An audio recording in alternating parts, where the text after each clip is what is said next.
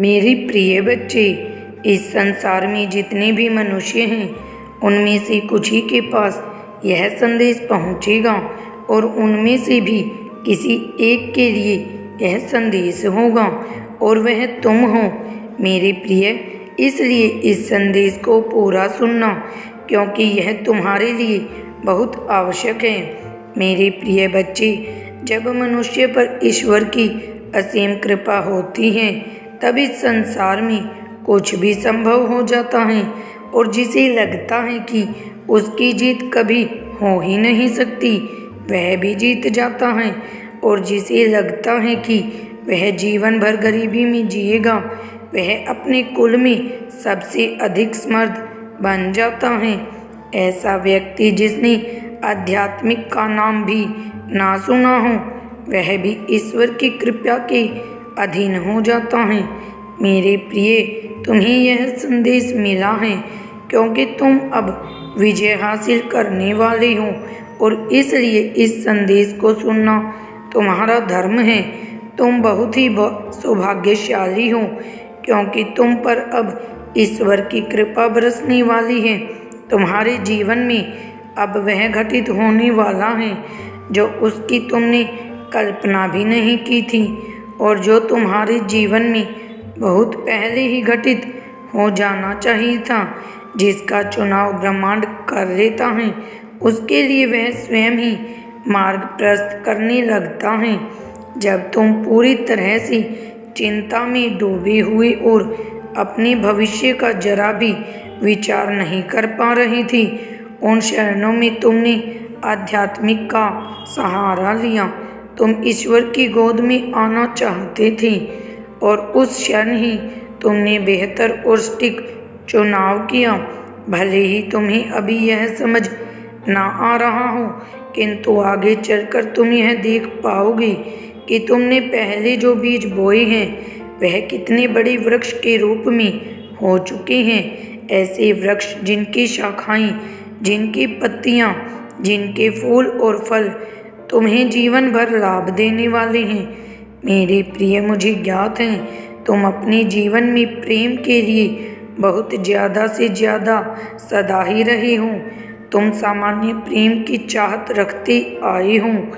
मेरे प्रिय, मुझे ज्ञात है जब तुम बचपन में कई बार प्रेम की अभिलाषा में रोते थे, कई बार तुम्हारे मन में बस यही प्रश्न उठता था कि क्या तुम्हारा जीवन इसी प्रकार से बीत जाएगा, और मैं वह सब देखकर बहुत उदास होता था।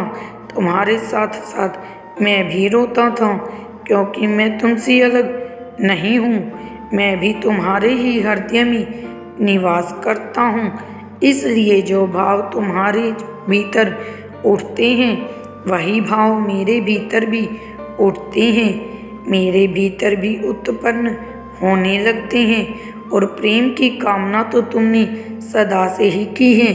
सदा तुम यही चाहते आए हो कि कोई ऐसा हो जो तुम्हारी बात बिना कहे समझ जाए, तुम्हारे लिए सहारा प्रदान करे, जिसके सीने में तुम अपना सर रखकर स्वतंत्र महसूस कर सको और जीवन के बंधनों से मुक्त महसूस कर पाओ। यही तुम्हारे लिए मोक्ष की परिभाषा रही है। लेकिन तुम्हारे साथ साथ ऐसी घटनाएं घटित हुई हैं कि तुम अपने जीवन में कई समस्याओं में उलझते चले गए। हर बार एक के बाद एक कोई ना कोई समस्या आती ही रही है, जबकि तुम्हारे मन में अपनों के लिए सदा प्रेम रहा है। तुम सदा सबको प्रेम ही देना चाहते थे, और उन सब के लिए जो तुम्हारे अपने हैं, जो तुम्हारे करीबी हैं, कुछ ना कुछ करते रहना चाहते थे। तुम सदैव सबकी भलाई का ही विचार करते आए हो।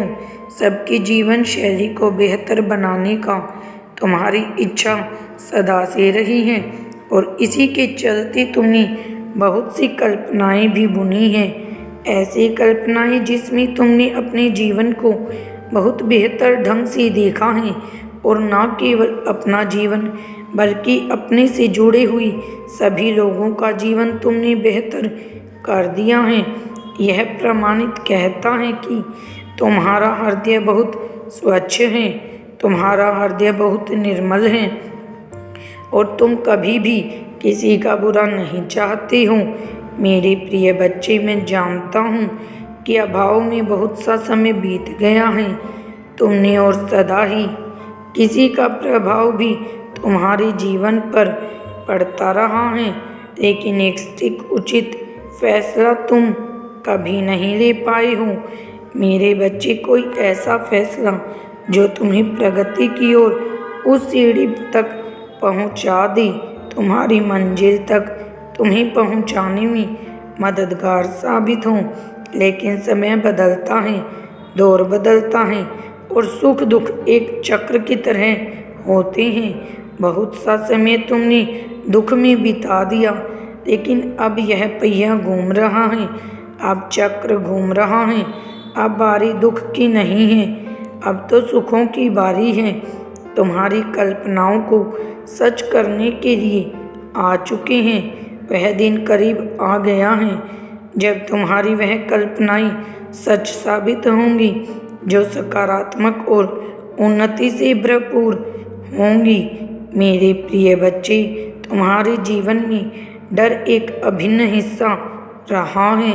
बचपन से ही तुम अपनी कई बातों को खुलकर कह नहीं पाते थे। चाहे तुम कहीं भी रहे हो, हर माहौल में तुम्हारी बात या तो दबा दी गई या तो तुम अपनी बात झिझकवश खुल के कह नहीं पाते थे। किंतु चाहे जो भी रहा हो, उसका तुम्हें नुकसान उठाना पड़ा है। वह प्रवृत्ति तुम्हारे भीतर कहीं ना कहीं नासूर बनकर बैठ गई है, जिसका तुम्हें हानि उठाना ही पड़ा। मेरे प्रिय, इसलिए मैं तुम्हें बताना चाहता हूँ कि तुम्हें किसी भी परिस्थिति में भयभीत नहीं होना है। तुम्हें कभी भी यह विचार नहीं करना है कि सामने वाला मनुष्य तुम्हें लेकर क्या सोच रहा है। तुम केवल अपने कार्य को दिल खोलकर करते जाओ और जो भी समस्या और उसका सामना करना तुम्हारी पहल करो। तुम पहल करोगे तो मैं तुम्हारे सामने ऐसे अवसर बना दूंगा, ऐसे मार्ग खोल दूंगा, जिससे तुम्हारे जीवन में आ रही बाधा समाप्त हो जाएगी और तुम्हारे जीवन में किसी प्रकार के पत्थर बीच में उत्पन्न नहीं होंगे।